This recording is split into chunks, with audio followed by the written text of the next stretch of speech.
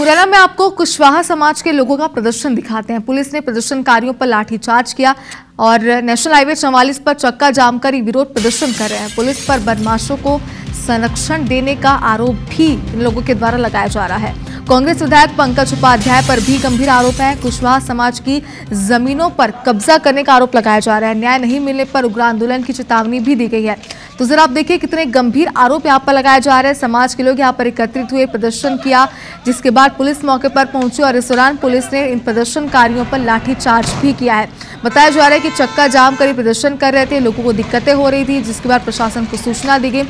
देखिए जो लोग हैं जहाँ पर प्रदर्शन कर रहे थे, इनका ये आरोप है कि पुलिस ने बदमाशों को संरक्षण दिया है। साथ ही कांग्रेस के विधायक है पंकज उपाध्याय, जिन पर जमीनों पर कब्जा करने का आरोप भी इनके द्वारा लगाया गया है। साथ ही इनकी ये भी चेतावनी है कि अगर उन्हें न्याय नहीं मिला, जो उनकी शिकायतें हैं उनका समाधान नहीं किया गया, कार्रवाई नहीं हुई, तो आगे वो उग्र आंदोलन करेंगे।